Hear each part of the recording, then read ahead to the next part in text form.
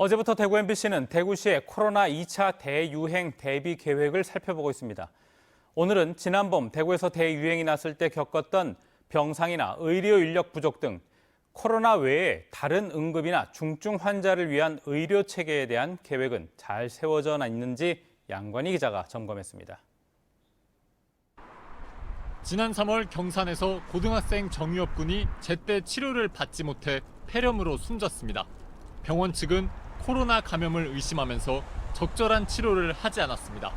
정부는 정부 조사에서 코로나에 감염되지 않은 것으로 판정받았습니다.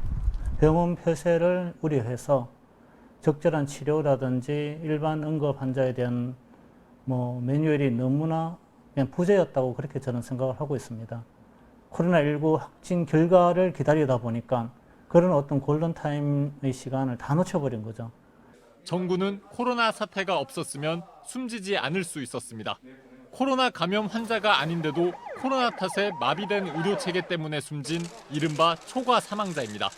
서울대병원 보건의료사업단은 지난 3월 코로나가 창궐했을 때 대구에서 정군 같은 초과 사망자가 187명에 달한다는 연구 결과를 내놓기도 했습니다.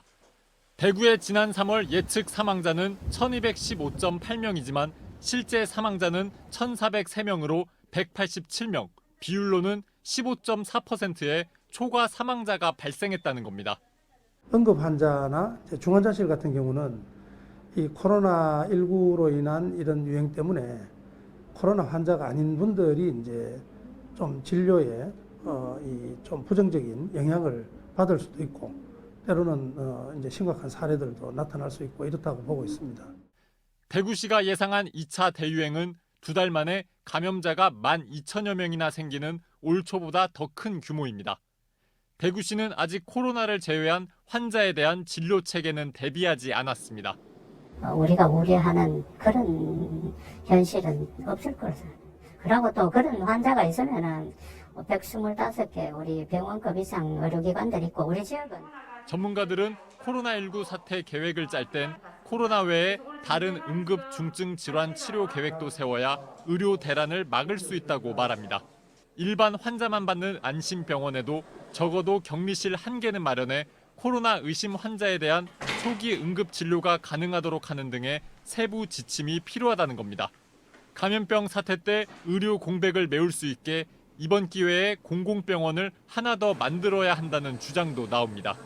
공공병원이 하나밖에 없다 보니까 공공병원을 주로 이용하는 우리 사회 취약계층, 저소득층이 이런 감염병이 확산될 때 갈 수 있는 병원이 마땅치 않거든요.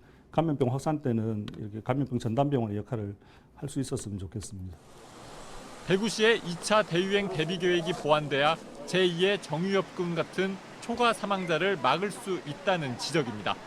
유입 같은 경우가 또다시 발생하게 된다면은 그거는 겪어보지 않는 사람들은요, 말로서는 자식을 가슴에 묻는다 이렇게 이야기하지만은 글쎄요, 진짜 다른 사람들이 경험 안 했으면 좋겠는 아픔입니다. MBC 뉴스 양관입니다.